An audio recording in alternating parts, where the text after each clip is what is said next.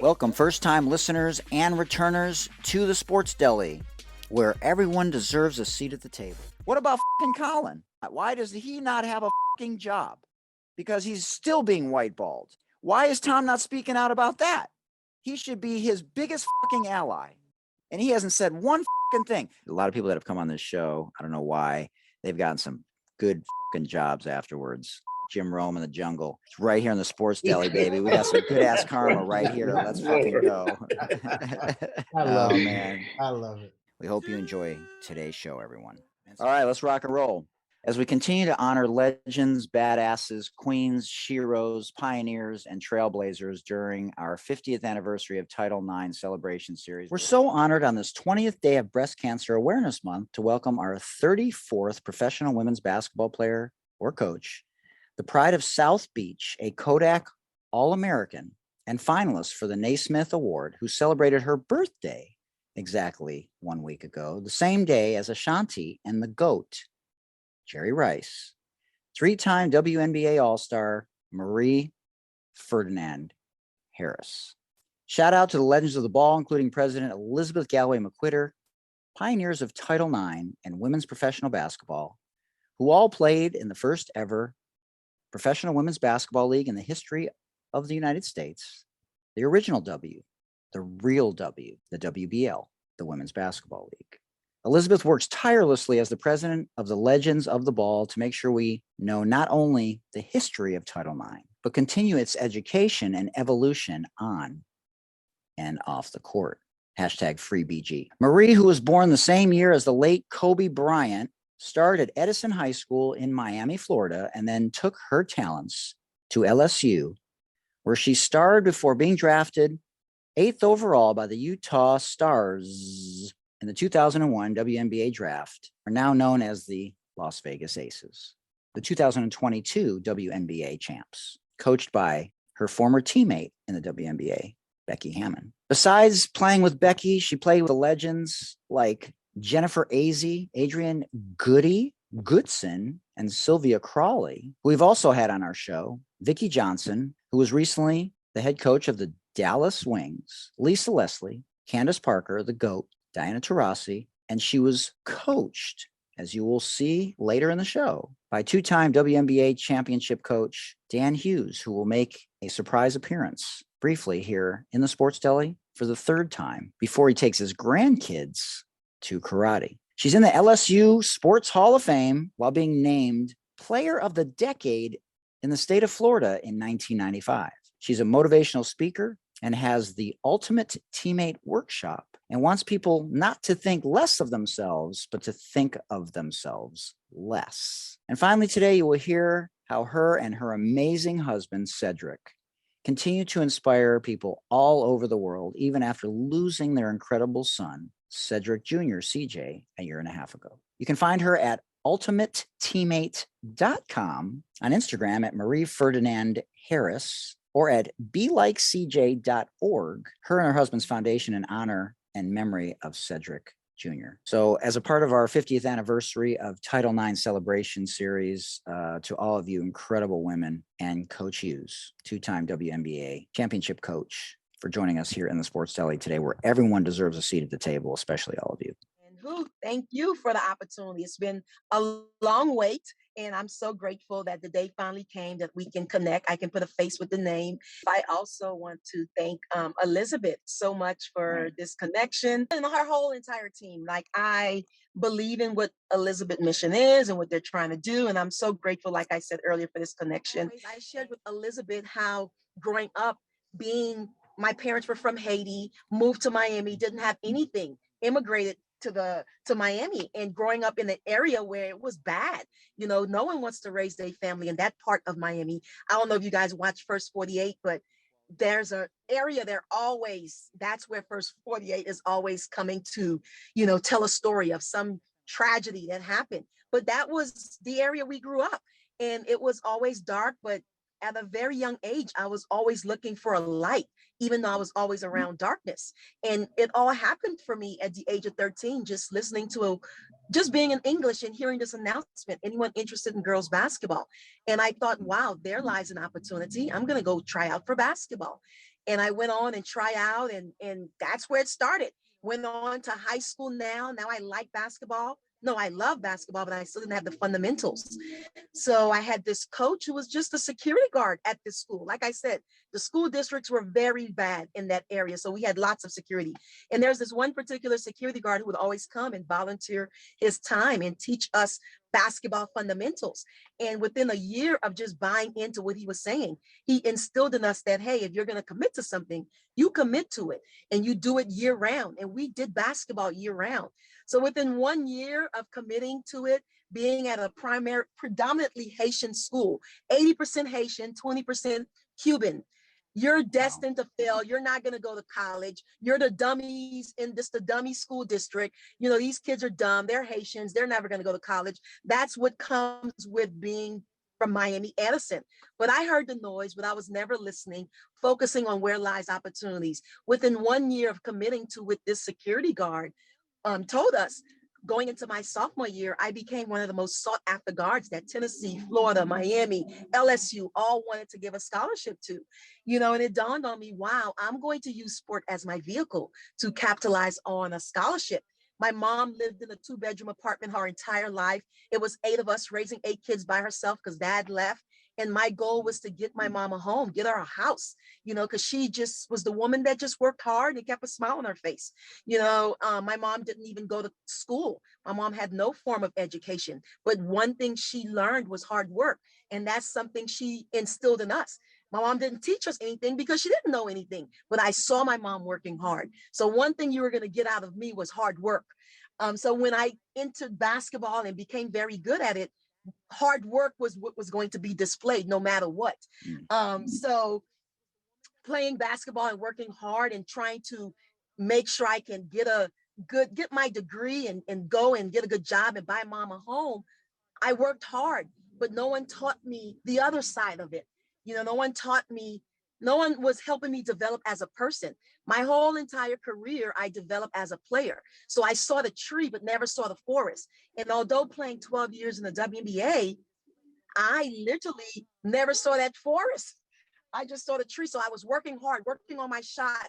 I shared a story of how being at LSU, you know, being in the same facility with Nick Saban, you know, one time here I am, I wanted to get some shots up before my team come, and I'm in that gym waiting to get my shots up, and Nick Saban and Jimbo Fisher and Kirby Smart, they're having their little power hour, exercise hour, and I'm sitting there in the stand with my ball, very upset because I'm like, can they get off the floor? I'm trying to get my shots up, you know, rather than go introduce myself to Nick Saban, play with Nick Saban, take advantage of a great relationship. I'm sitting there at my ball just trying to get shots up. But there's been plethora of opportunities just like that that I missed out on because all I was taught was hard work, not understanding the importance of relationships, networking, meeting people. No, hard work. And basketball was survival. It was something that when I did it, it was serious. I didn't have time to fellowship and go eat with my teammates. And no, this was business for me because I had a goal of buying my mom a home and continuing to be great so I can provide for my family.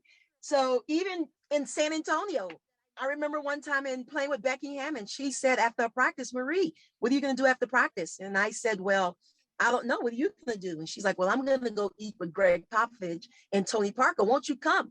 And I looked at her like, are you crazy? We have a game tomorrow. I'm going to go ice my knee. Why would I do that? Not knowing these things, you know what I mean? I mean, so many stories of opportunities that could have prolonged my endeavors after sport that I just never saw because I was never taught that.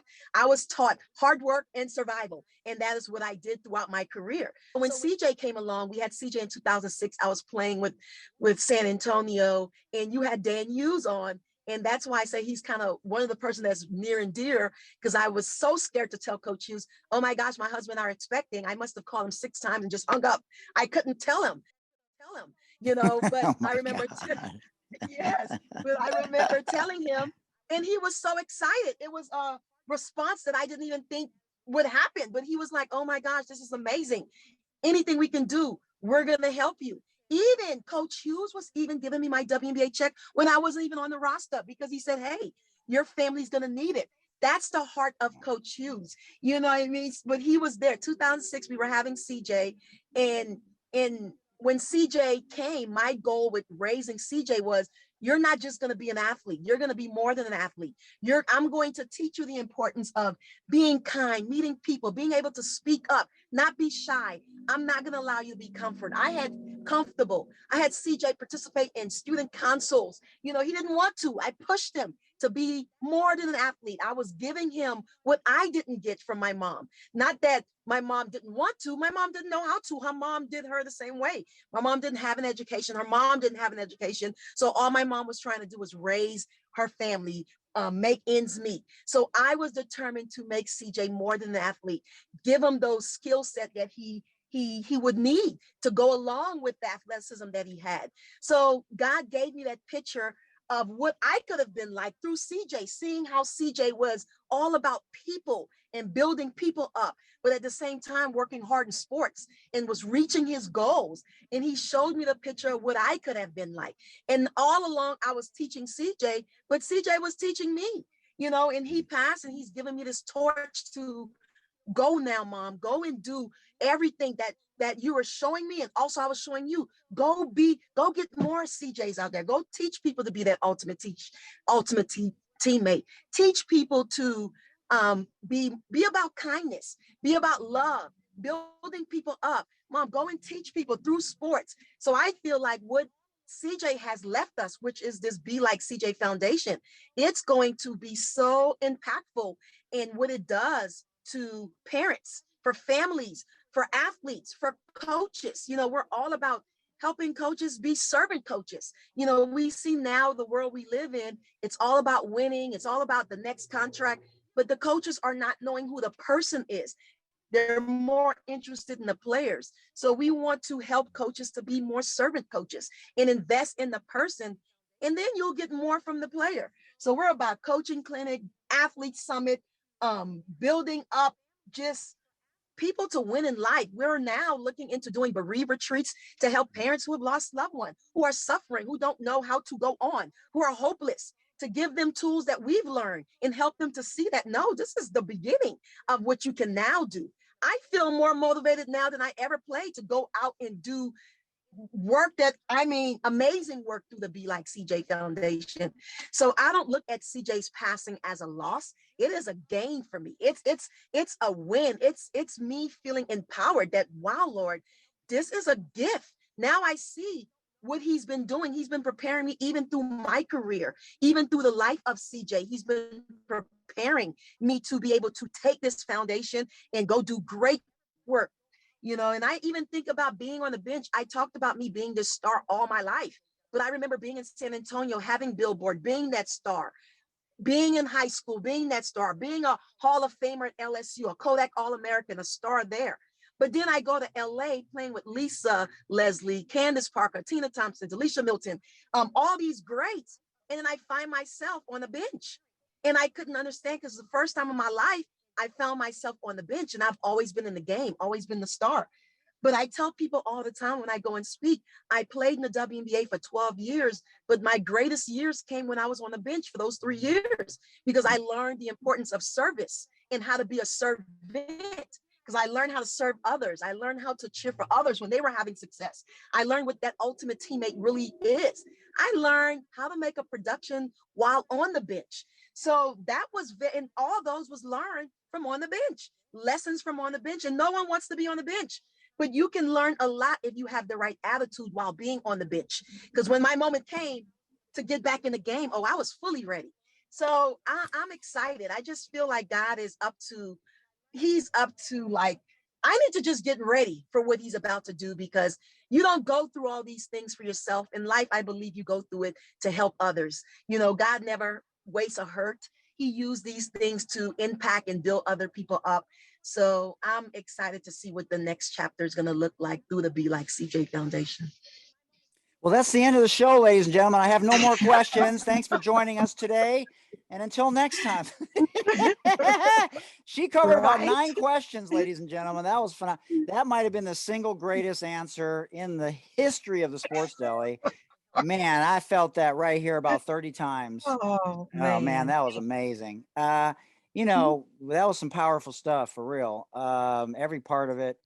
All right, we got a special guest here, ladies and gentlemen, popping in to say hello to Marie, somebody from her past who wanted to jump on and share some love today. Oh my goodness. Coach, really appreciate you popping in to another legend here. Michael always does that. Well, you know, I think everyone deserves their flowers. And, you know, sometimes you don't really know how people feel, or, you know, they say things in a different setting than they might say in a normal setting or when they were a player coach, you know, having that kind of relationship. And obviously Coach Hughes is legendary for not only winning 2 WNBA championships, but, you know, what he's doing now off the court. You know, speaking engagements going all around the world, being an assistant coach for his daughter. Wow.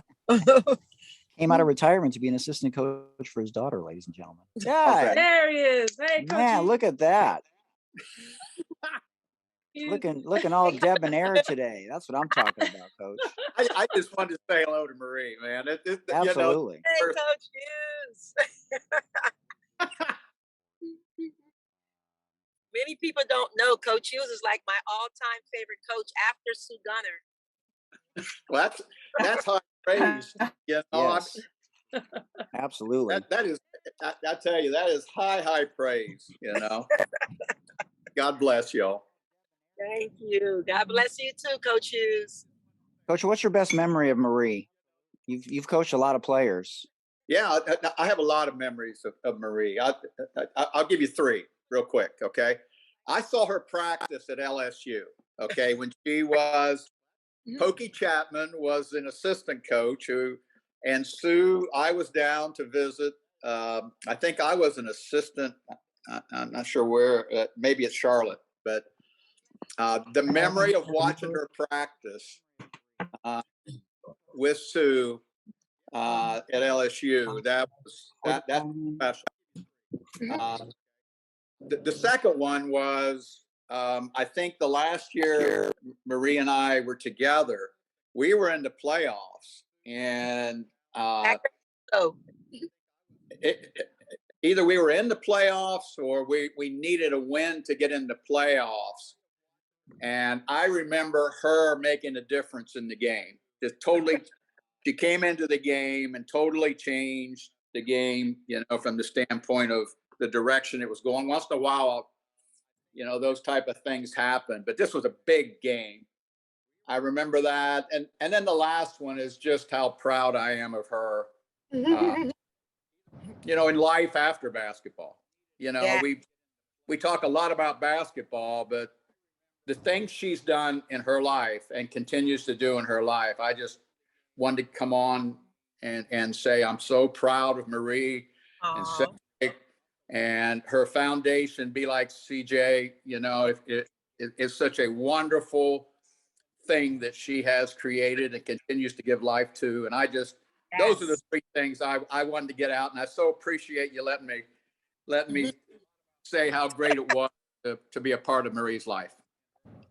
Oh, that is awesome, Coach Hughes. The feeling is mutual, Coach Hughes. I tell you that. I appreciate it, but I'm actually going to I'm taking my grandkids to karate now. Oh, Mary and I are taking it to karate. They're it. in all kinds of places that I've not necessarily been before, but we're going to head over and get them from school and take them to karate. But anyway, a lot of love to you. I'm so glad you're talking to Marie. She'll be a great interview to y'all, and all the best. You take care, Marie. Give your best to Cedric and the family. All right. Coach Hughes, I must tell you though, I tell Cedric all the time, when we retire, we want to be like you and Mary. You guys are everywhere, just impact. I don't think you're retired. You're still working and making a difference. I'm like, Coach Hughes must have the best retirement life ever. For real. Well, I think we are looking at it differently than some. I don't think it's about being in a rocking chair. I think it's about just kind of repositioning, you know, what it is you do in life, you know, and God's been good. I'll be honest with you. God's been good. The phone rings and people, you know, care to hear what I can add, and that's a beautiful thing. So as long as that phone keeps ringing, I'll keep answering it, and we'll move on. All righty. Thanks, Awesome. Coach. Appreciate you. Y'all Much take care. love. Good Bye-bye. seeing you, Dan. You know some karate moves too. Take care. Oh man, phenomenal stuff.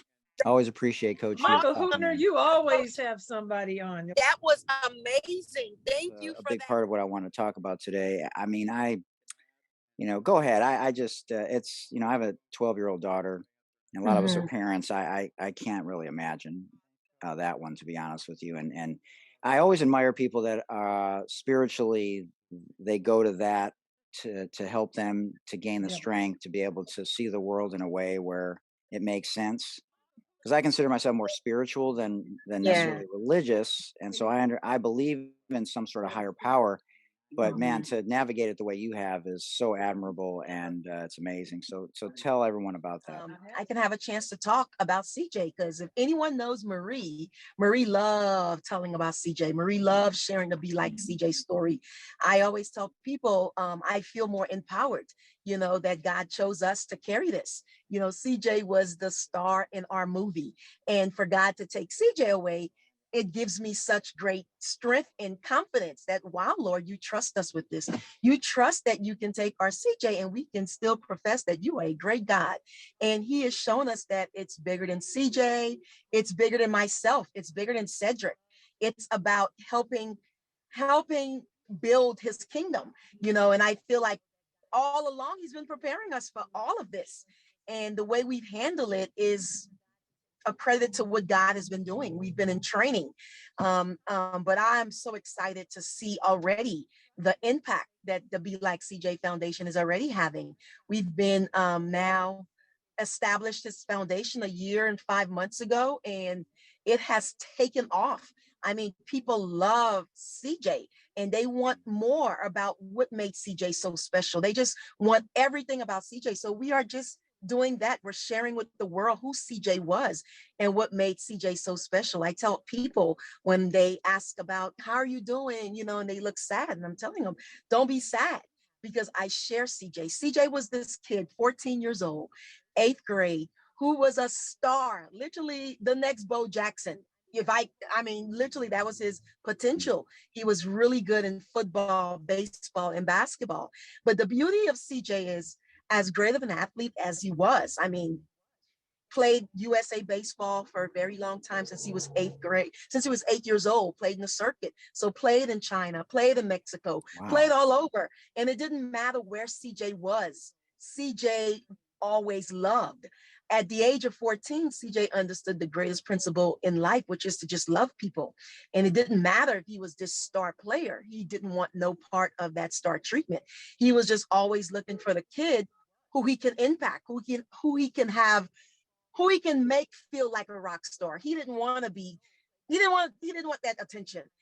Every time CJ would hit a home run, you would see CJ sprinting around these bases, just didn't want any part of what came with it. He more so focused on the kids who didn't get in the game. He would make them his warm-up partner, his shooting partner. That was CJ. CJ just cared about building people up.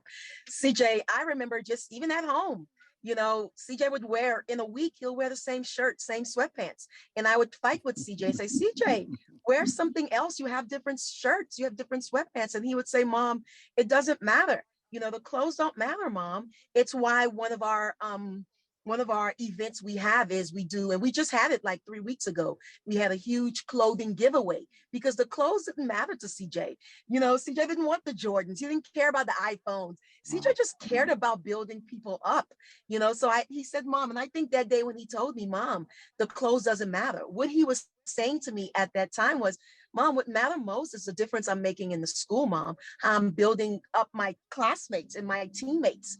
And it finally dawned on me that CJ didn't want to wear those fancy clothes because he wanted to appeal to his audience. Those kids he was around in school were the kids who came from broken homes, who didn't have anything, and he never wanted to make himself feel more important. So he'd wear the same clothes, and it didn't bother him one bit. CJ, every day in school, CJ sat with the kids who were special needs. Those were his buddies. You know, those are the kids he wanted to be around. He sat with the kids who were excluded. You know, every day CJ would say, Mom, can you take Thomas home? And I'm like, CJ, who is Thomas? And when I take Thomas home, I don't know how Thomas' house was even still standing, but CJ just had a heart for people and for the broken. And he wanted no part of the star treatment. He was just as humble can be, you know. And I look at CJ, who cared about what mattered most, which is building people up and treating people with respect, loving people regardless of what they didn't have or what they have. You know, when we go to games, CJ was in junior high, and we'd always go to the high school games, and all the 8th graders, they sit in the student section with the high schoolers, and you'll find CJ up way up in the top by himself. And I would go up and I'll say, CJ, why don't you go sit with all your friends down there? Mom, I don't want to go over there. All they're going to do is talk about people, Mom. I'm just good over here. I'll sit here. He was just the kid that just wanted no part of kids who was bringing others down. So when someone like that lose their life, I look at it as a win, because CJ got his award. CJ did what he was supposed to do here. God used sport gave CJ a sport platform to help those kids who were excluded, because that's all that mattered to CJ. As high as he went, even getting a scholarship at the age of 14, 8th grade, he already had a scholarship to LSU. He didn't even want us to post that. He didn't want no one to know he was getting scholarships. He just didn't want himself to look more important than his other teammates. So it had to be something of a hush hush, you know. So CJ was a light in a dark place, and all that mattered to CJ was to make someone else's day. And so we wanted to carry on his legacy. So when he passed, I told my husband, we're the most ripe for Christ right now. We can literally win a lot of people over, because they're going to see our strength and they're going to be strengthened. So we started doing partnering up with different organizations, especially the ones that mattered to CJ. CJ cared for the kids who were special needs. So that was the first thing on our checklist to do, to mark off, which is to go and partner with the Special Olympics. So we did that. Every year, the area we live in, they host a huge Special Olympics event, and Cedric and I are always the one giving out the medals, always the one speaking at this event, because those kids mattered to CJ. They were his buddies. So we just wanted to get busy. We started doing school tours and started spreading the Be Like CJ message, which is the importance of being kind, being respectful, being humble. Yeah, you may be a star, but it matters how you treat people. You know, it mattered to CJ. You know, CJ was all about building people up, being that ultimate teammate. So we just went around and spoke to different schools and shared the Be Like CJ message. We have such huge vision for this foundation, and it's all the things that matter to CJ. We want to one day have a Be Like CJ school, where we're building young people up to win in life, not just in sport, to have the attitude of CJ, to be more about others, not yourself. How can you lift others up? Be about kindness, be about love. This is Charlene McCoy Jackson. I just want to let Marie know how much I totally enjoyed your story, the enthusiasm and love you have. Thank you. It's demonstrated through all of the words that you shared with us today, and I just want to thank you. But I just wanted to let you know how much I totally enjoyed all aspects of your story, and thank you so much for sharing it. I'm glad that I had the opportunity to come on. Thank you so much. I really appreciate that. Okay, bye, everybody. Enjoy the rest of the Delhi. Thanks, Char. That's Charlene McCorder Jackson joining us, ladies and gentlemen, from the St. Louis streak of the WBL. She's the treasurer of LOB, of the Legends of the Ball. So, you know, I wanted to ask you, because, you know, you didn't necessarily have a male figure growing up in terms, you know, in the house. You know, what was it about your husband, your current husband, your college sweetheart, you know, an amazing baseball player that attracted you to him? And did you know that he would be this source of strength for you, you know, this late into the game, and he'd be your life partner? Because I find that fascinating for so many reasons, culturally, you know, based on your upbringing, all the layers, you know, that basically you were set up to fail, like you said, and you have gone against the grain in every way. And now you and your husband are still together, your college sweetheart. And, you know, you guys are the most amazing team. Yes. I always tell people that, you know what, I feel like I've had the best college experience out there. I was able to go to a LSU like a fish out of water, not knowing anything. I mean, a culture shock just going from Miami to Baton Rouge, always around people that looked like me my whole life. So a fish out of water at LSU, leave there with no one knowing me coming in, but what I was able to do there, which is to get my degree, become a Hall of Famer, become a Kodak All-American, a SEC great, a 2-year scholar athlete of the year. And on top of that, meet my husband. I felt like I got the best package deal that anyone could have gotten, because Cedric has been the best life partner. And it's not even about what he did on the field. It's more of the person that he is. There's not a day Cedric don't wake up and he's not acknowledging first things first, which is his Lord and Savior. And I've seen him done it from day one. He has a great solid foundation. You know, he just have those principles that you want a husband to have. You know, his priorities are in line and he cares for people. Cedric runs a baseball academy here. And I mean, parents just love Cedric because he cares for people. He loves people. He just have this way with kids and getting them to whether they're having a bad day or they're having a horrible season. He just has this gift that he's able to impact people, and parents see it. And I saw it, you know, and just seeing him on campus, although he was this big man on campus at LSU winning 3 championships under Skip Bertman, he was so humble. You know, you would never have thought he won 3 championships there because he was very well-mannered, just a godly man that just have those godly principles. And he was definitely someone I wanted to bring home to show mom and dad and eventually, you know, have a life together with. So you met him in church, huh? You would think, right? Well, Yes. now we see why Cedric Jr. was the way that he was. It's not an accident. Yes. The apple doesn't fall far from the tree ever. And so, you know, flowers to both of you for, you know, what you instilled in him. And you know, now everyone's seeing it from a different perspective. That is just heartwarming and just hit me right here. I know I speak for everybody from that perspective. The one thing that I've realized as a parent, and you guys can chime in on this, is, and I'm not always the best at this because, you know, I'm doing this podcast, you know, all the time and social media, and my daughter sort of sees me. I wouldn't say I'm braggadocious, but I do get excited if I get 250,000 views on a video, you know, but you don't know if that's negatively impacting the kids, you know, in a certain way, because what you're talking about is servitude and being humble. And we could all learn from those two things because it feels good to get attention, right? Especially as a kid.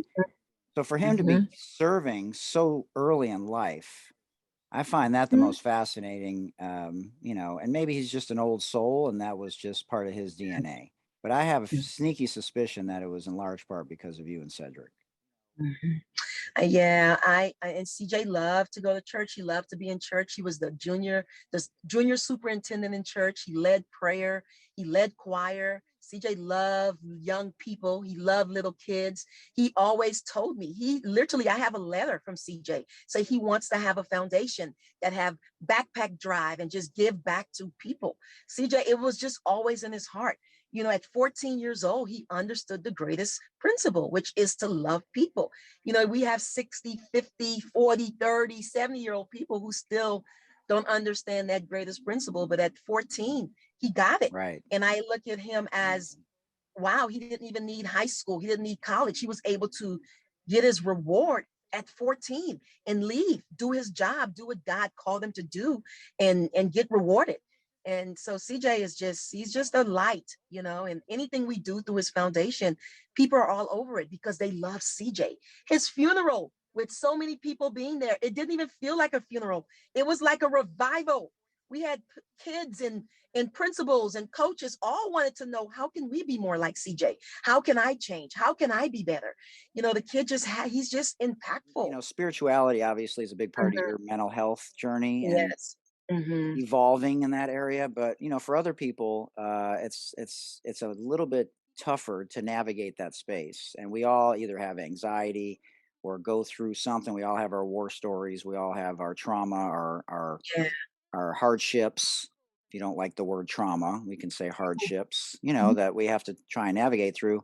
And I've had a couple of amazing guests on my Healthy Living with Hoot podcast that are trauma specialists. And so I've learned a lot in that space, and everyone has to navigate that differently. But anything else, about your journey? We talked about LSU and, your time in the W, mental health and CJ, but is there anything else that you feel like you want to share with the masses before we get to the rapid fire? Because that's always the fun part of the show. I think just, kind of like what Elizabeth and Lob is all about. I think more so just trying to make sure we keep fighting. I think we're all in a fight here. We keep fighting to help the younger generations to understand what the opportunities that lies right before them, to get them to see that forest, not just that tree. You know what I mean? I know we're in a different age, and there's so much more that they have access to, but I really do believe education is still lacking. You know what I mean? We're giving them a lot, but we're not surrounding them with tools on how to make that become even more than what they have. And I'm an advocate of going around and speaking to young people to see that forest and not just see that tree. And that's just a space I want to entertain, and then for us to continue to, grow the WNBA. And the more we can grow the women professional league, I think the less we'll have situations like the Brittany Griner story, because I don't think any of us enjoy going overseas, but it's something we still have to do, so we continue to push, and we continue to bring more awareness, and continue to make the league stronger and more stable. I think, we can start to be in a position where we can make our league stronger, to where these women are here. And year round, we're not going overseas, but we're in school teaching the young kids, giving them lessons, pouring into them, because we're now local, whether it be in their respective city, but we can now utilize the WNBA players to do work here locally to have representation. These young girls, I think, are lost. They need guidance. They need representation from us, but we can't get into the just thinking about ourselves. We have to find ways to continue to build empower women, and give back, keep reaching back. And I think that's what Lob is trying to do. I know for me, that's what I would love to do, be that voice to help strengthen what we already have. How do we make the WNBA more strong? And I think being able to keep our ladies in the States in the off season, we can become so much more stronger. Yeah, absolutely. It's probably something that we could talk about, in greater length at another time. But I do want to say this, because expansion is coming. There's going to be a couple more teams in the next few years, and the roster sizes will probably expand. There'll be charter flights, which, those things in and of themselves are ridiculous. And then an increase in pay will certainly most likely come with the next collective bargaining agreement.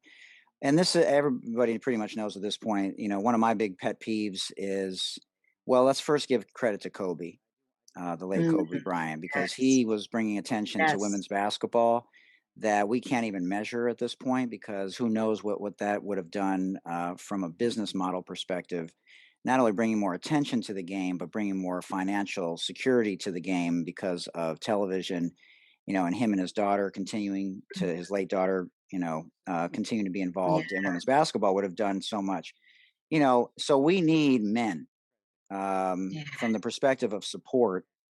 And this isn't a thing where it's necessarily white men or men of color, because a lot of times I'll go in on Tom Brady and a lot of the white quarterbacks for not supporting the cause of, being an ally. This is just more of professional basketball players and professional football players, professional men's athletes supporting the W the way that Kobe did. And I think, genuine Paul, about it. Yeah. Yes. And I think I think Paul Gasol is stepping up big time to the plate. I think he's he's very invested in women's sport and growing the sport. So I love what I'm hearing about some of the things that Paul Gasol is being a part of, and how he's wanting to be that voice and carry on what Kobe was doing. Yeah, absolutely. You know, and we need the masses. You know, we do need the LeBrons. You know, we need the name Yes. recognition because that matters, whether it's fortunately or unfortunately. Okay, ladies, you guys can chime in anytime you want. I'm going to start the rapid fire. Marie, that was wow. Oh man, I gotta let that breathe for a minute. Woo. Okay, so two other LSU famous, and we're trying to get one of these incredible heroes who was whiteballed by the NBA on the show. I've been in touch with Hanif, his business partner, and Jocelyn Rose Lyons, the director of Stand, which is going to be the documentary coming out in 2023 about Mahmoud Abdul Rauf. And his book just came out. I'm on chapter 8 of it. I've had to put it down 3 times already because it was that hard to read chapter 3 in particular about his upbringing. You know, and the poverty that he had to navigate. The first question is Mahmoud Abdul Rauf or Shaq? I'm going Shaq. When CJ passed, Shaq was one of the first to want to leave a tribute message for CJ. And he did. And you can check that out on the belikecj.org. He was just super kind and wanted to do something.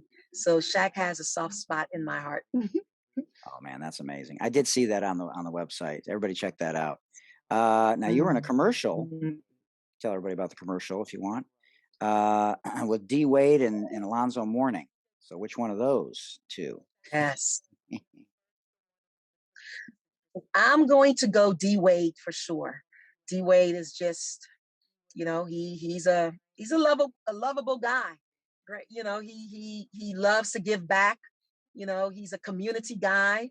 So definitely D Wade.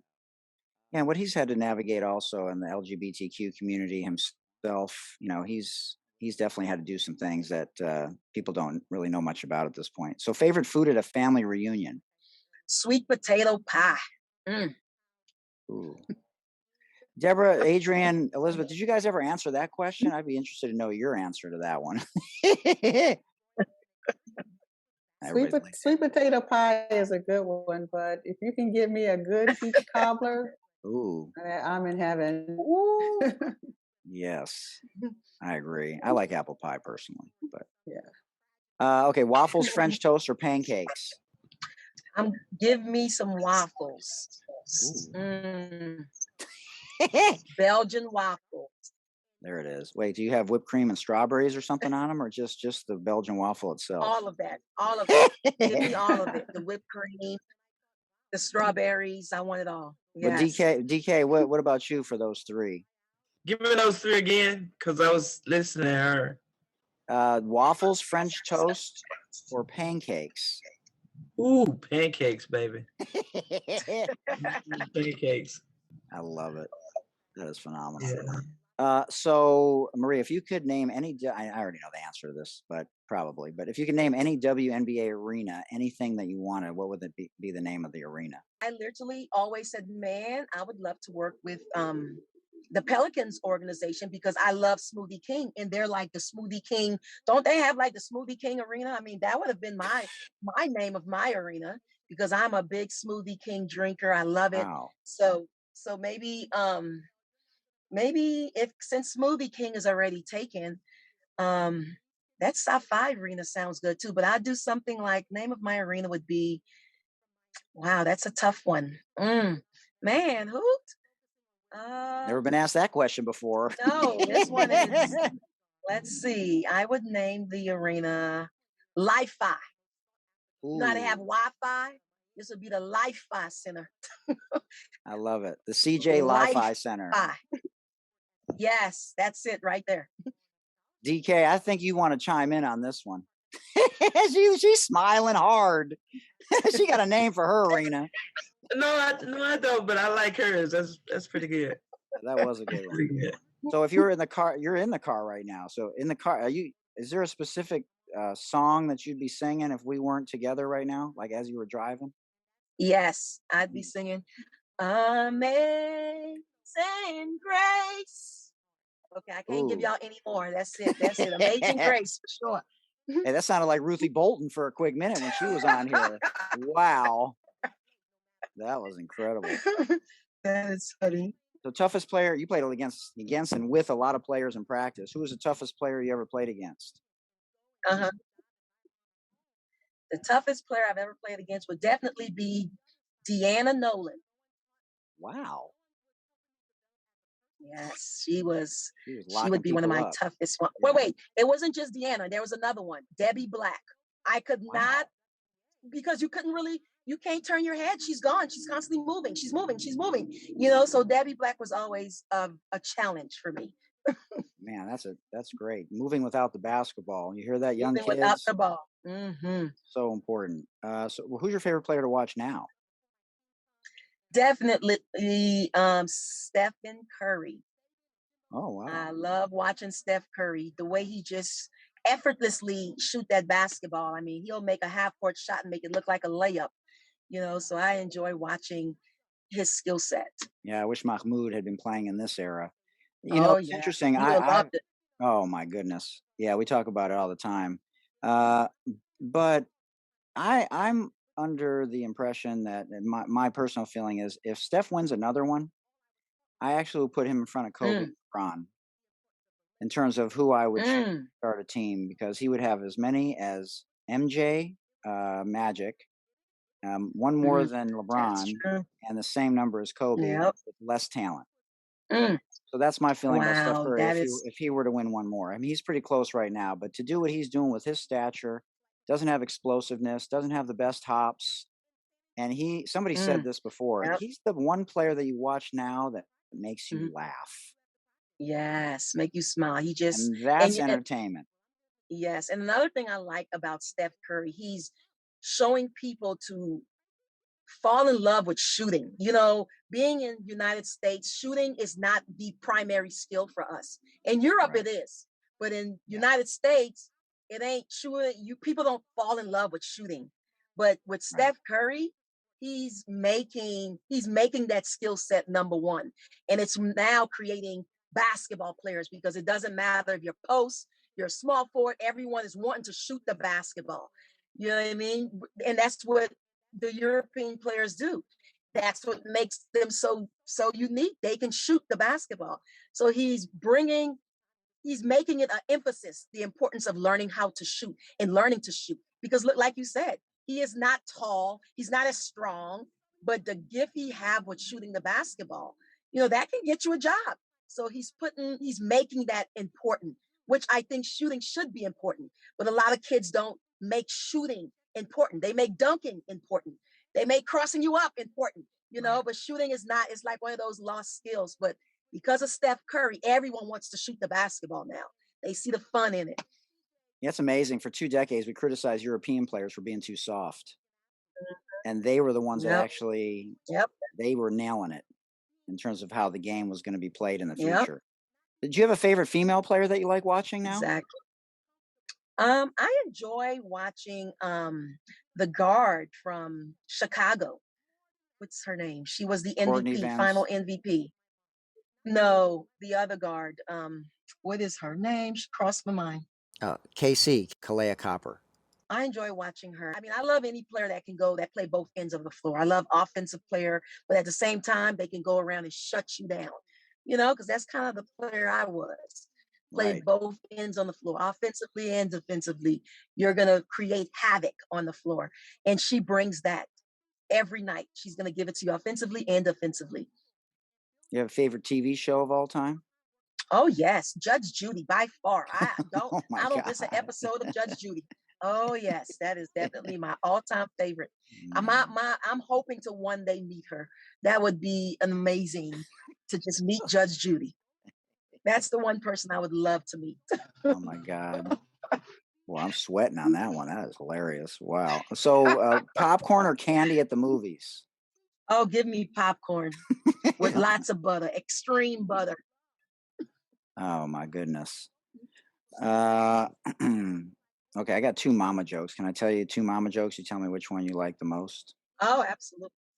Go ahead. Your mama's so dumb, she went to the dentist to get a Bluetooth. Okay. Who does this? That's actually Hey, I funny. got a lot of mama jokes, man. I'm from Detroit, so don't get it twisted. Oh, Jesus. Okay, the second one is your mama's so dumb she put airbags around her computer in case it crashed. Who you listen, both of them are pretty funny. I'm not gonna lie. I'm actually gonna share some with my son when he comes home. I'm say, hey, I got 2 new ones for you. Because it's what we do. We share jokes. That is We phenomenal. really do. Okay, so last question, and the ladies have answered this one before. If you could have any 5 people at your dinner table, past or present, dead or alive, but you've never met them before, Mm-hmm. that's the key. You've never met them.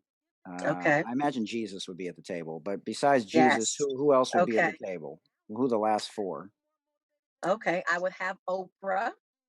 Mm. I would have Damon John. I would have Tom Brady.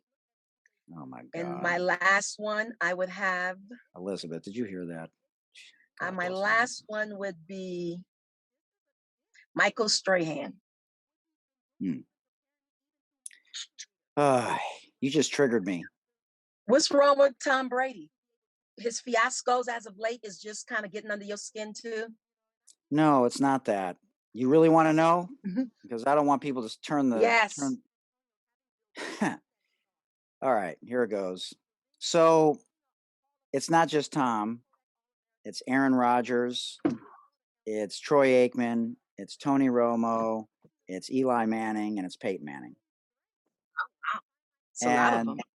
Well, those are the most influential people in sports. Mm-hmm. And they're white. And they Mm-hmm. collectively do not say one thing publicly about marginalized women, about Black young men that are murdered, about Black Lives Matter. And to be quite honest, I didn't think I was going to talk about this today, but you asked. But I could not give, excuse my language, a single fuck about Tom's marriage. But I would like Tom to actually come out and speak on the 15-year-old from Gulfport, Mississippi that was just shot in the head. Jaheim McMillan, with his hands up. Wow. Who was unarmed. Wow. And so you won't hear any of those white guys talk about anything. And so they don't have to. But I'm from Michigan, and I'm a Michigan person. I love the Wolverines, and I used to love Tom Brady. Yeah. But when somebody in the white space does not use their platform to speak out, he hasn't spoke out about BG. He hasn't spoke out about Colin. He spoke out one time in the last 2+ years on George Floyd, and he's not alone. Like I said, it's all those white quarterbacks. So all of those guys literally make me sick to my stomach when people mention them about how funny Peyton and Eli are on Monday night. Like, literally, what is more important than every day hashtagging BG or speaking out about things that happened a couple days ago in Gulfport, Mississippi? Tom doesn't talk about any of it. And then he had the audacity to put a MAGA hat in his locker, no matter how you feel politically. Like, stay the out of the way if you don't have the courage and the chutzpah, as we say in Yiddish, to come out and be a voice as the most influential athlete in America. And so that's my biggest gripe. He doesn't have to do one thing. None of those white guys have to do one thing. But to me, shame on all y'all for not saying one fucking thing. Literally never say anything except their own brand. And the NFL is a whole nother topic for another day. They don't speak out about anything. We're talking about Dan Snyder instead of BG, which yeah. So that's my feeling about Tom Brady. He's the GOAT, no doubt about it. But and I don't want to stand up here and be preachy, which I am about this subject. But man, I would die for his platform. Yes. To speak out and be an ally. Yeah, it's frustrating. So I can't stand the guy anymore. I literally can't stand him, and I can't stand Peyton and Eli. I can't stand Aaron. They're all narcissists. They're all selfish. They all have blind spots. None of them get it in this space. Like, and you've been in locker rooms. How do you guys not understand the plight of people of color and women? Tom has a daughter. Yeah. So it literally makes me sick to my stomach. So he might be the last person I'd ever want at my dinner table. Not that you asked. Aren't you glad you asked? Yeah, I'm happy to. I'm happy. Yes, I want to know. You have somebody new at your table Brett, now? What about Brett Favre? Don't get me started on his. He should be in jail. Stealing $5 million from the people of Mississippi from welfare money to build a sports facility for his daughter. Like these guys, Yeah. and he had whacked ass political views to begin with before all this. Yeah.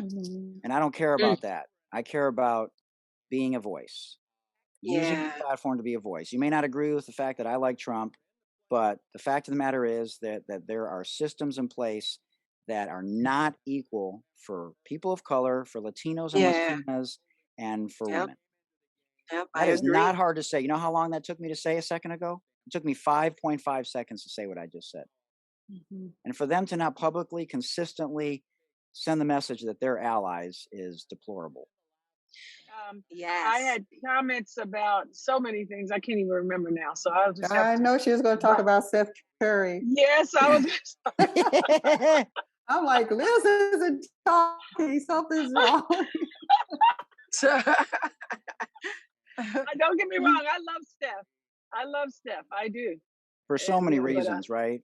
Helping HBC. I love him too, but when you're talking about the shooting is great and everybody's shooting now, but what bothers me is you got 7-footers out there shooting threes and you got two 7-footers on the floor and you're not running a high-low. They're out on the 3-point line shooting threes. I'm like, what is going on here? I was waiting for one of y'all to chime in about that. And if you're shooting threes, then you're talking to one of the best offensive rebounders, Adrian. I considered myself a good offensive rebounder. Adrian was a great offensive rebounder. So if you're talking about all this shooting, where's the offensive rebound? People turn and go back and run back down the floor. Where's the defense? That's true. So I agree. I love it, but all change is not good. And I still think you lose as much good as Steph has done. It has also created this positionless basketball. I even hate saying the phrase. Get your big self on the block. Hey, there's nothing. I love Steph Curry's threes, but I love an old-fashioned and one where you bang. Oh my God! You don't see a real post player anymore. No, they all want to go out and shoot threes. They want to go out and shoot threes. And the 3-point shot. Yes, you can get 3 points the old-fashioned way as well. But I just think we've also lost other parts of the game. Post play. I mean, I would love to talk about post moves and a post system that I don't see at any level like it used to be. And the offensive boards, the defense, the passing lane is just the passing lane has my God. Passing lane has disappeared because people back off guarding threes. Well, you can still play the passing lane and guard a 3-point shooter and recover to a 3-point shooter. See, because I'm talking from a defensive mind, and I watch the defense because they think you can't do that and still guard the shooter. So that's what I was chomping at the bit.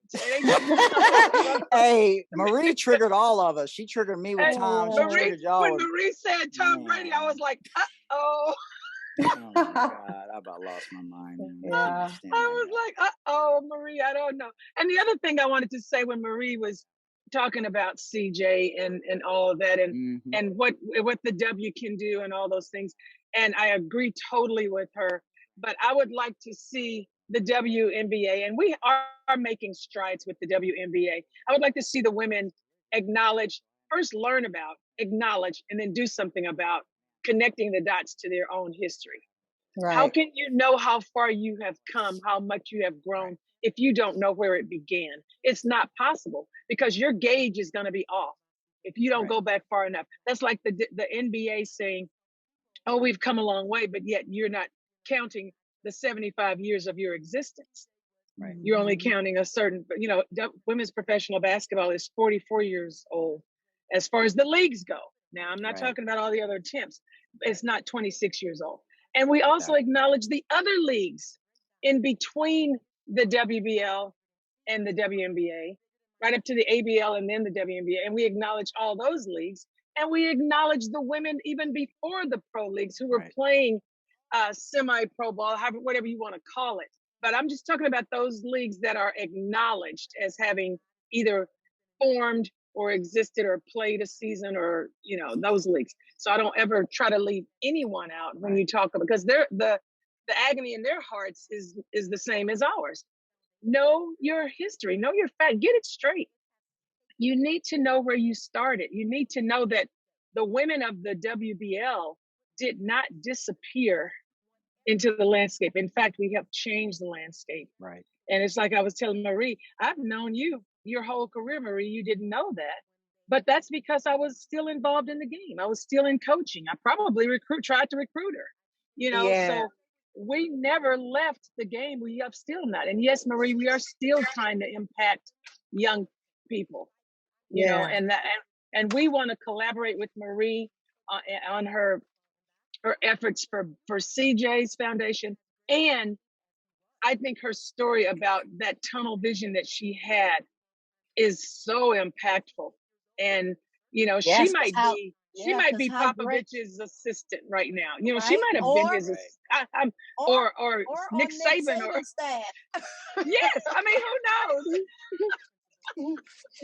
That's true. So that's what I was chomping to say, and I couldn't get myself off mute. Yeah, no, we appreciate that because your insight and knowledge from so many different perspectives, especially the historical one, is so important. Wait, so Marie, did I hear you say that you were going to replace Tom Brady at the dinner table with someone else? Yeah, I forgot my girl, Michelle Obama. She's coming. Get Brady out. Right. I got That's Michelle a good replacement. That's a phenomenal replacement. But although I did appreciate though when Antonio Brown was going through his whole craziness, how he stepped in and really tried to be a big brother to Antonio Brown. I did appreciate that little small act of kind and gesture as a teammate that he kind of did. Let him stay at his home. Yeah, because he needed a receiver. Man, I'm glad you said it. I wasn't going to say. I was literally not going to say it, but God, that's really true. He did. That's part of the problem right now. He doesn't have that receiving core. That's part of the problem. I don't downplay his greatness. People try to downplay his greatness. I don't. They're like, oh, he's had great receivers and a great line, which is true. But how did this turn into football? But anyway, you still got to deliver that ball. I don't care. You still have this. So I don't downplay his greatness as a football player. Man, if he had ever cussed me out as a lineman on the bench like he did last week, man, he would have got dropped. But did you hear what he said? No. On top of going to Kraft wedding, you guys are better than this. But he said, you guys are better than this. I mean, maybe I didn't hear all of it, but I did hear him say, you guys are better than that. So it wasn't all cussing him out. That's his marriage coming out. That's what that I know as a teammate, if we had as a teammate, as a player, if we had a walk around, a shoot around, walk through, whatever it is before our game, and you missed to go to a wedding, and you come yelling in my face, I don't know if that'll sit right with me. You're like, wait, hold on. So much for Tom Brady at the dinner table for multiple reasons, ladies. Yes. Thanks for Hoots background information on Tom. Man. Well, another phenomenal show, ladies and gentlemen. Anything else for the good of the cause? DK, Shar was here, Adrian, Elizabeth, Coach Hughes. Go ahead, DK. I've just enjoyed this show so much. I love your laugh, man. It's just so funny to me. I laugh at it all the time. A great show. I enjoyed everything. Awesome. Way to go, Ellis. All right. Yay, go Tigers. Yeah, I just wanted to say that I think your story is kind of crosses with mine, because I always ask how did the musician know they were going to be a good musician? How did that basketball player know they were going to be a great basketball player? And if this one thing they said over the PA system, does anybody want to try out for the girls basketball team? What if you had said, that's not for me? So it's just, I just look back at how things happen. I went to University of Kansas because Marion Washington came to see someone else play, but she liked the way I played and wanted me to come and play for KU. but it's just how these stories could have went in a whole different direction. And I'm so happy for you that you chose to say, I can do that. Yes. And I love your story about CJ and how you raised them and Cedric. And I just think it's just a beautiful story and a beautiful family that's continuing on. Thank you so much. I really appreciate those kind words. Thank you. You're welcome. Give all of our best to Cedric, because he's a big part of this. Yes. The better half, and anytime he wants to come on and share his. I was going to say, let's follow up. Let's follow up with some stuff, because we really want to get CJ's message out and Marie's Foundation's message out, and we're trying to find a way to collaborate with her. I know she and I are going to be looking at some things individually, but we want as LOB, as an organization, to collaborate with her. I think there's so many opportunities for us to do that, and with others. All the people that she mentioned. I mean, get those pro guys behind it. How could you not? How could you not want to collaborate with this? Yeah. Well, and what he's doing with baseball for kids of color, when there's only 8% of Major League Baseball players are people of color. Right. That's another important aspect, that baseball get back to where it was in the 90s, where 20% of the players were gentlemen of color. And so the longevity that people can have in baseball is a lot different than basketball and baseball. The problem is, as we've talked about on this show, is that intercollegiate sports does not give a lot of scholarships for baseball. And that's why it does not attract a lot of players, especially people of color. Yeah. And Major League Baseball recruits people from other countries and not necessarily homegrown players. Well, that's a conversation for another day, ladies and gentlemen. Appreciate you all. Thank you. All love and enjoy the rest of the baseball playoffs if you're watching them. And anything we can do to be a bridge, as always, please do not hesitate. And love you all, and have a great rest of the week. And likewise. Thank you. Same to you. Thank you so much. Thank you. Thank you. you. Bye. Bye, everyone. Coach Pokey says hello. Oh, really? She was trying to come on, but she was driving. So I tried to get her to come on. That would have been a good one. Yeah, I know. That would have been tried. a good one. Would have been a good one. Next time. Because we need to do one with her anyway. Yeah, Okay. she was on once before, but I want to bring her back on just for a lot of reasons. Well, let's do it. All right, sounds good. All right, ladies. Okay, bye-bye. Been amazing. All right, talk to y'all later. All right, much love.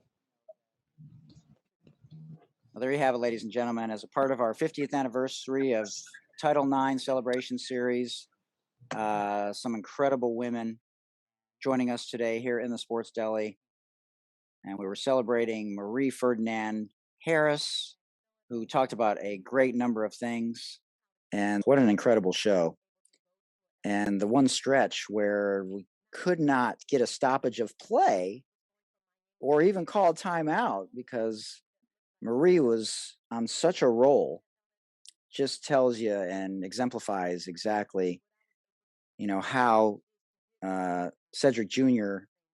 is continuing to not only impact her and her husband, Cedric, but how he continues to live through her to share his message. What a wonderful experience today. I hope all of you enjoyed it. And here are today's outtakes. If you want more content from today's amazing show with Marie Ferdinand-Harris, the Legends of the Ball, and Coach Dan Hughes. Adrian's here. Okay. That's what I'm talking about. Ooh, Elizabeth, I like the background. This is a different background for you. Oh, for me? Yeah. Yeah, I just usually have it. I got it sitting up on a table, and I was recovering from surgery, so I'd be sitting in my chair. Now I'm sitting at a desk. Hello. Hi. Can you guys hear me? Hi. I'm just having a little bit of technical difficulties. Hold on. She's showing her chronological age, ladies and gentlemen. Adrian, how you doing? Great, thank you. I love it. Reunited. Elizabeth, are you in Florida? No, Texas. Oh my goodness. Of course, I don't know. Must be hot there. Let me stop. Yeah, I was gonna say, no, not from Florida, but then I'm like, hi, Marie. Hey, I got caught up in another meeting that took me a little longer, but I'm here now, so I'm not. I think all of us are from home to car. Okay. Yes. How are you guys doing? Wonderful. Good. How are you? Doing good. Good to finally meet you. Heard a lot about you. Well, hopefully most of it's decent. Just trying to be a bridge, as Elizabeth knows. Yep. Always. After we accidentally met, or not accidentally, or not coincidental. No, it wasn't coincidental. Nope. I was surfing. Yeah, I know. And you found me. Right. That's amazing. Looking for shared minds. Yes, Elizabeth. Exactly. The same thing with me and Marie. Even though I've known her most of her life, she didn't know that I was watching her all through her career. I did not. I did not, Elizabeth. And I'm so grateful for our connection. Oh yeah, the best is yet to come. Right. Hoot says that a lot. That's right. Absolutely. Marie, I don't know what your time's looking like, but I usually do a formal intro. Marie, just so you know, my board member, Adrian Newell, our secretary, is on. Oh, okay. Nice to meet her too. Another legend. Yeah. Awesome. Lots of legends here. Yeah. Absolutely. I got my new, you can't really see it, but I'm trying to, it says hashtag free BG. So I swapped that out for what I had on there before. I love it. You're in the blender. Now. She's in the blender, ladies and gentlemen. What about Still on the Matrix. Adrian, you hear her in the Matrix? Start video. Hello, Coach Hughes. You and Marie have something in common this afternoon. All right. Bottom left. It should say start video where it says either start or stop video or mute. You know, the volume and the video option should be on the bottom left. Are you on the computer or the phone? So let me figure out how to get it on. So put the mouse on the bottom left of the Zoom, and it should show you all kinds of. Oh, good golly! It's not your first rodeo, Coach. Now he's muted. Now he's muted. Well, he was in the right vicinity. I cannot figure out how to. It should be right next to the volume options. There should be video options. It should say start video, stop video. Yeah, I'll call you back. Let's see if we can get all that. Right, sounds good. Well, we're all showing our technological. Right. Yeah. Absolutely. Yeah. I hate it. You don't like the Zooms? No, I just don't like technology, but I just have to. That's because I'm not good at it. I think you're pretty good at it, considering. I mean, considering. I usually have some help. Take two, ladies and gentlemen, with Coach Hughes. Oh my goodness. All right. I hear you, but I just can't see you. So, or I can see you. On the bottom left, it should say select a camera. It should say blur my background. Like you put the mouse on the. Says like on the. Do you guys have the same thing on the bottom of your screen? It says mute, then stop video, stop video, participants. Yeah, move your mouse down to the bottom, Coach, and on the bottom it should say show captions or. Absolutely. I might have been at that game because I think it was LA y'all were trying to beat to get into the. Or you were up against LA. Yeah, I think so. Yeah, I used to bring my kids. Used to bring my kids to those games in San Antonio. That was in San Antonio. Yes, it was. It really was. Okay, so I'll edit at the end and post editing. I always do a lot of editing because I got to put watermarks in and stuff like that. So Marie, you're breaking up a little bit. So we'll just ask you if it's breaking up just to repeat or whatever. What's your time like? Because I usually do the intro in the beginning, but I don't want to. In the interest of time, I can always do it later. Elizabeth's heard enough of my original intros. She loves when I say it, though. I think that's like her favorite part. It is. It's true. Yes, it is true. Absolutely. Mm-hmm. So, Marie, where are we at with time and stuff? I'm available. I have a lot of time, as much time as you need. Are you moving? Are you driving? Nope, I'm standing still. Oh, okay. Okay, well, How you're much? gonna have to go to a different area, because if it's gonna be like this the whole time, you're in the matrix. So I don't care about the car part, but you'll have to go like drive the car to a different spot maybe, because it's been choppy. You're in the blender. Now, She's in the blender, ladies and gentlemen. what about Still in the matrix. Adrian, you hear her in the matrix? I'm like literally just standing still. It's quiet here. Now I can hear you. You still can't hear. It's a little bit choppy. Should I try to maybe just redo it, like recall in? You can, or go drive to a Starbucks parking lot and use their Wi-Fi. Oh, okay. You know what I'm saying? That's what I do. I can do. There's a Starbucks that's like 8 minutes away. I can drive there. Yeah, I mean, you can just drive to a different area of the street, you know, maybe a block up. Sometimes it's literally just the stupidest thing that you wouldn't even realize is making it, you know, so choppy. And I don't really care about the video lag, because what really gets people is the audio. Like, audio is the number one most important thing. Okay, well, let me drive up a little bit then. So Adrian and Elizabeth, what's going on with you guys? Hopefully you guys got my last couple videos about BG. Yes, I sent it to the board because we talked about that to try to. I'm definitely going to be writing, and I'm hoping the board will, and hoping we can get other people. I saw her, and I saw Steph's Curry, shout out to her, and I meant to post something on her birthday. I didn't realize it was her birthday, so it was kind of too late. But yeah, I thought it was great, and I just I think myself, along with everybody else, it's just heartbreaking. Yeah, it's so sad. Yeah, she's being used as a pawn. You know, that's all it is. That's all it is. But you know, my point was, if you watched, you know, the special that I did, the 14-minute and 42-second special, and I made it 42 seconds on purpose for her number. Wow, that's cool. But you know, even in a dictatorship, in a country that runs things differently, you would think want to be the best version of yourself. And that's my biggest argument. You know, you're not going to tell a bully what to do. They're going to do what they want to do. But don't you want to be the best version of yourself besides being a bully? Yeah. And you know, when you look at things scientifically with regards to, no matter how you feel about marijuana, scientifically, that doesn't discriminate. That goes across all countries.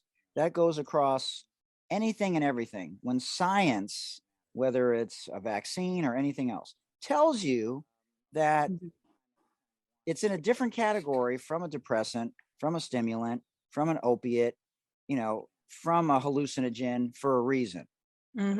Because it has medicinal benefits, and it has for a long time. And so to think that you're a progressive country and that you are not being progressive, you are not being the best version of yourself. And so that's what I don't understand, even in Russia, why he doesn't have people with seats at the table to say, look, at the very least, we need to decriminalize this stupid law.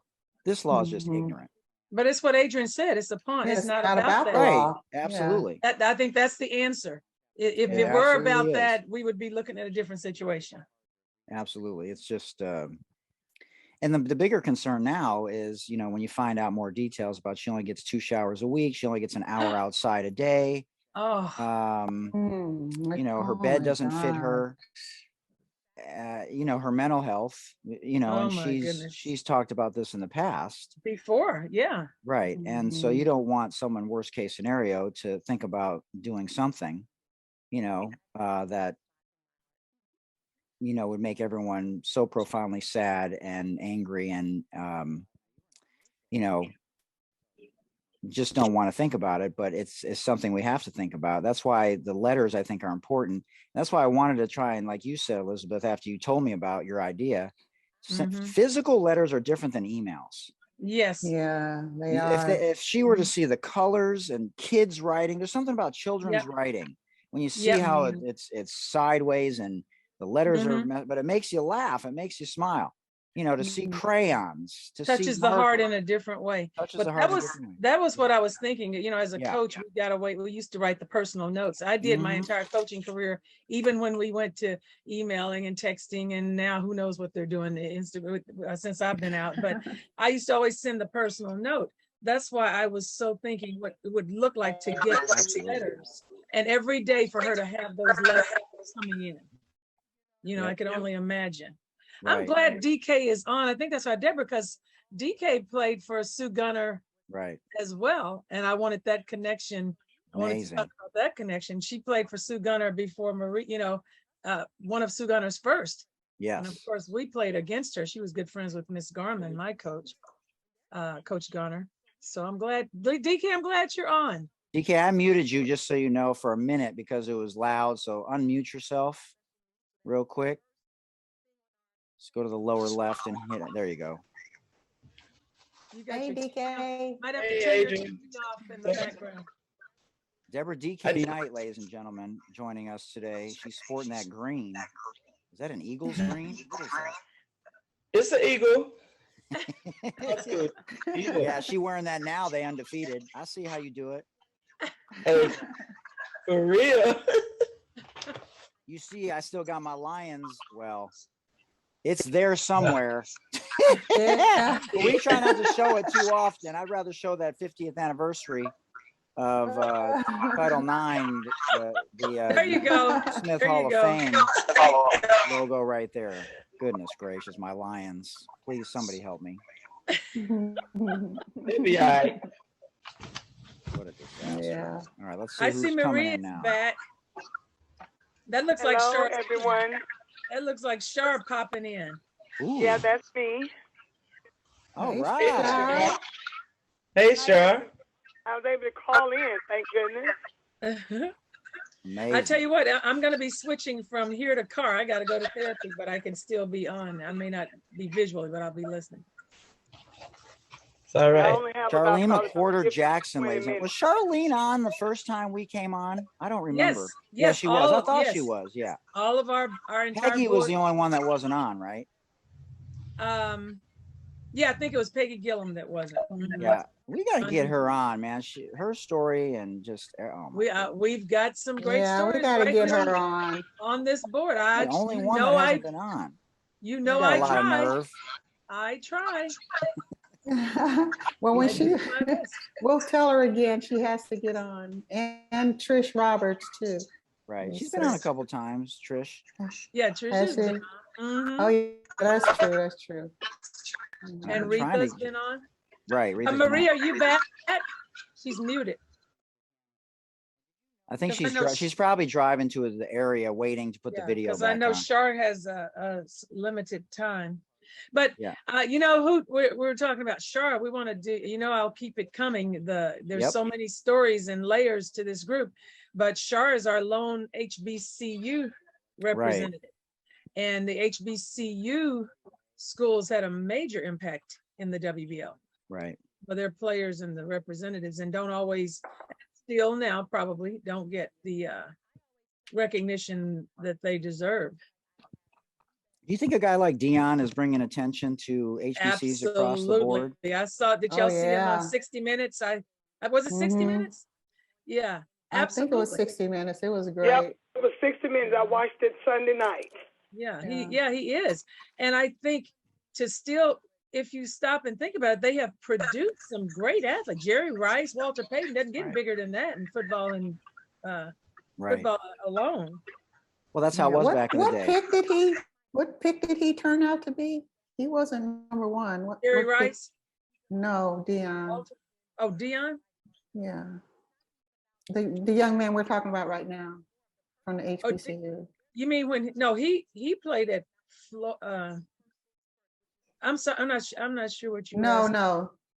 When he asked was Dion bringing recognition to HBCUs, I was wondering, wasn't he drafted was he drafted in the first round? Oh, he was drafted high. Yeah. Oh yeah, he was but fifth. Not like one or two. No, because they were Troy Aikman was number one in that draft. Tony Mandarich And then Barry Sanders, Derek Thomas, and then Dion. Yeah, that was a heck of a year. Yeah, there's some good players in that draft. But the anytime there's an incident with an HBC and Dion, I think it just brings more attention. Marie is back, and we're gonna have a special with Shar on that. We're gonna do something special with that. I'll let you know who. Yeah, that sounds good. Is my audio a little bit better? Way better. Oh, awesome. Shar, I muted you for a second, but go ahead and pop on when you want to say something. And when everyone's done talking, hey, is that your TV? I muted everybody except Marie, because when you guys want to speak, unmute and then mute it back, because there's feedback today for some reason. So Elizabeth, you're fine. I think me and you are fine, but there's a little feedback with Adrian, Deb, and Shar. Yeah. And just so you know, Hoot, I'm going to be getting in the car here within 5 minutes. Yeah, you're fine.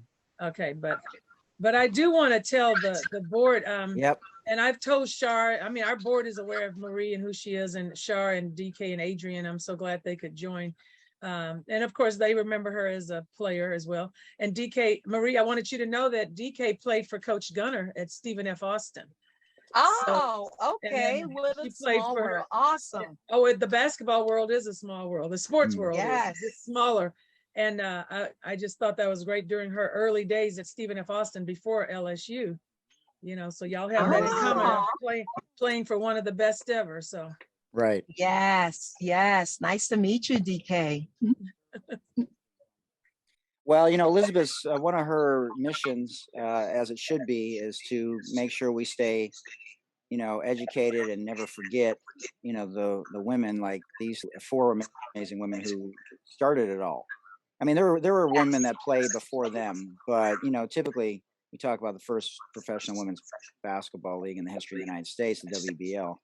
And, Elizabeth always talks about how on the men's side, we know the history so well, but on the women's side, we don't know it quite the same, even though it's been triple the amount of time on the men's side in terms of historical, the NBA versus WNBA. Mm-hmm. But, we go way back with the WBL. So we want to make sure we keep educating people.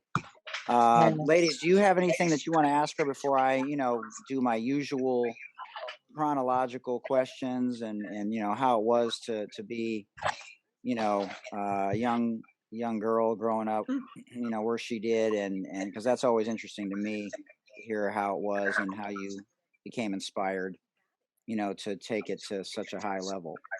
I think Marie's story is no different than our stories. It's just a different era, a different generation.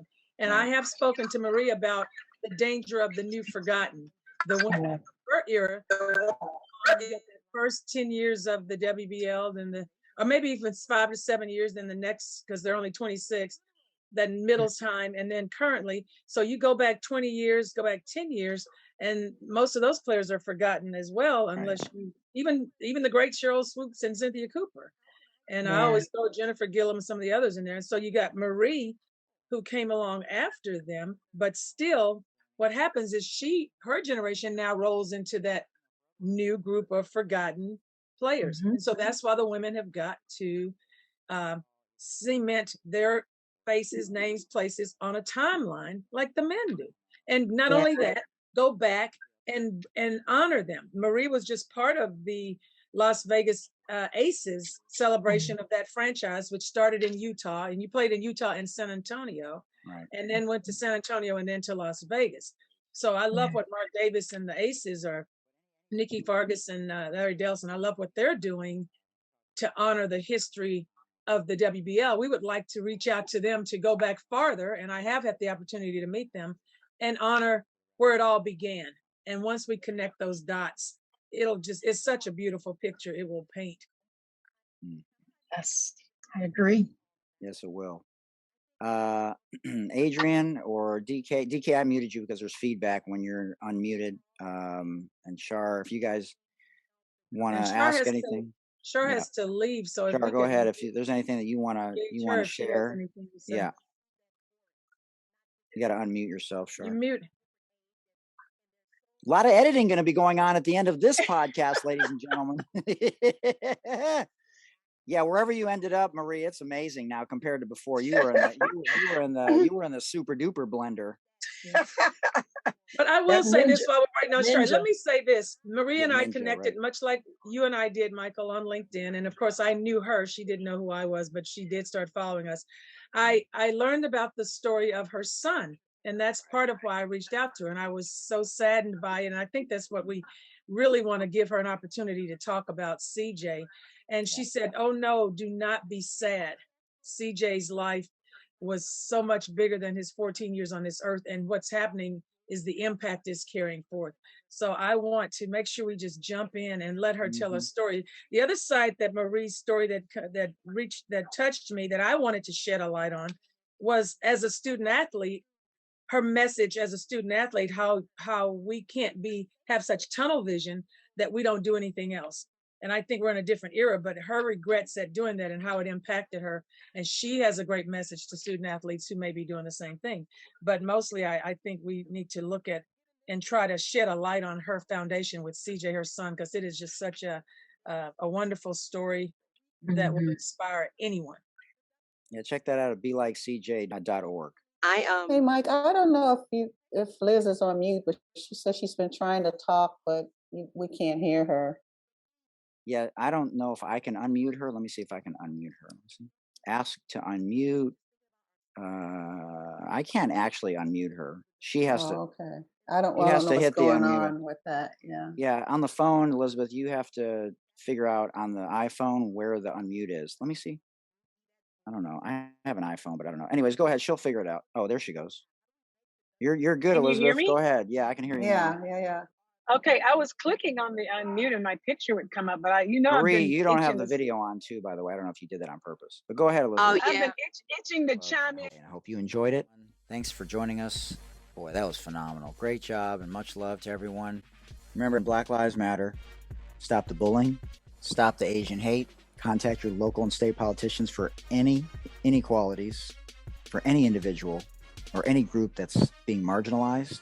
Also, everyone, we want to raise awareness for those individuals that are currently imprisoned for non-violent offenses, in particular those with long-term sentences that are disproportionate, in particular to those people in the Black and Brown community.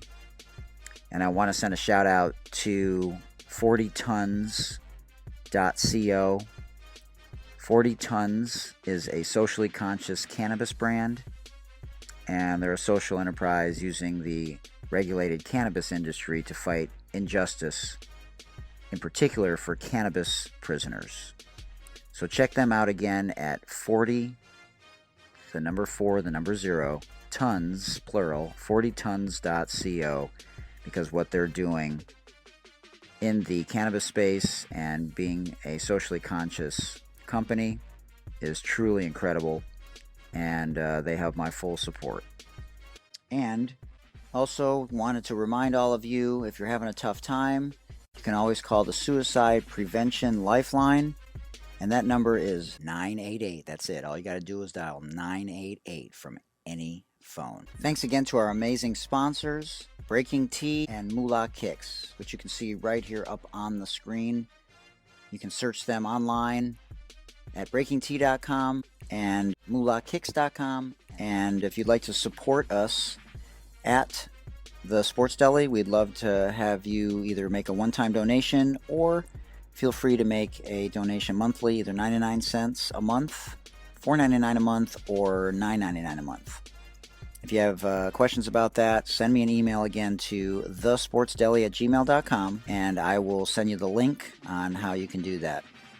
You can also find it at the bottom of every podcast on Spotify or Apple Podcasts. Link at the bottom to support the show. Please check out our website at thesportsdelipodcast.com.